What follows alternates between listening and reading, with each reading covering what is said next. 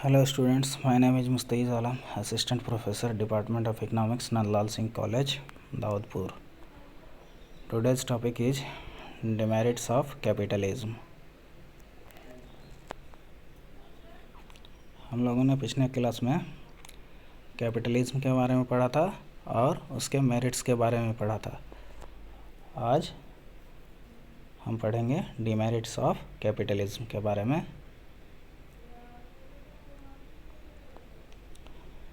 The capitalist economy has been showing signs of stress and strain at different times. Some have called for radical reform of the free market economy. Others, like Marx, have considered capitalism economy to be contradictory in itself. They have predicted the ultimate doom of capitalist economy after a series of deepening crises. The main demerits or disadvantages of capitalist economy are as follows. Number 1. Inequality of distribution of wealth and income. The system of private property acts as a means of increasing inequalities of income among different classes. Money begets money. Those who have wealth can obtain resources and start big enterprises. The property-less classes have only their labor to offer. Profits and rents-less classes have only their labor to offer. Profit and rents are high, wages are much lower. Thus, the property holders obtain a major share of national income. The common masses have their wages to depend upon. Although their number is overwhelming, their share of income is relatively much lower. Second, class struggle as inevitable in capitalist economy. Some critics of capitalism consider class struggle as inevitable in a capitalist economy. Marxists point out that there are two main classes into which capitalist society is divided: the haves, which are the richer propertied class on the means of production; the have-nots, which constitute the wage-earning people, have no property. Third, social costs are very high. A capitalist economy industrializes and develops, but the social costs of the same are very heavy. Factory owners running after private profit do not care for the people affected by their production.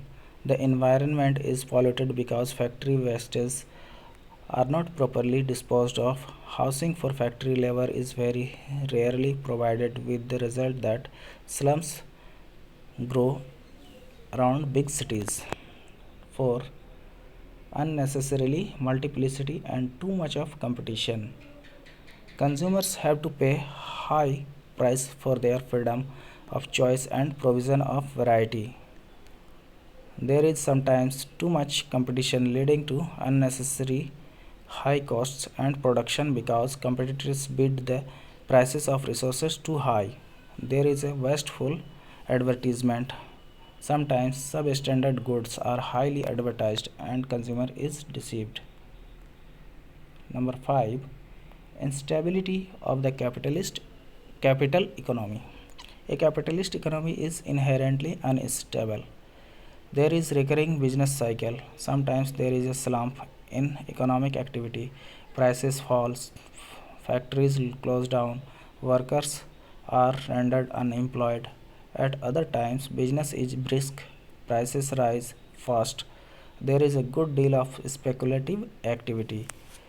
These alternative periods of recession and boom lead to a good deal of wastage of resources. Number 6. Unemployment and underemployment. A capitalist economy has always some unemployment because the market mechanism is slow to adjust the changing conditions. Business fluctuations also result in a large part of the labor force going unemployed during depressions. Not only this, workers are not able to get full time employment except under boom conditions.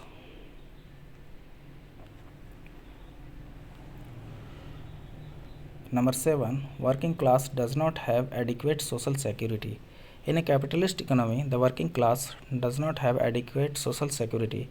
Commodity. The factory owners do not provide for any pension, accident benefits, or relief to the families of those who die in employment. As a result, widows and children have to undergo a good deal of suffering. Governments are not in a position to provide for adequate social security in our populated, less developed countries. Number 8. Slow and unbalanced growth. A free market economy may not work automatically, but the rate of growth is rather slow.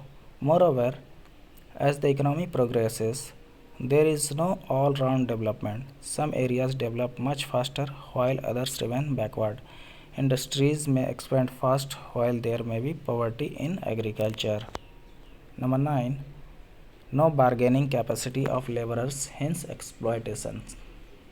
In a capitalist economy, workers are often paid a wage rate below their productivity. This is because they do not have the bargaining power to get their due from the rich capitalist.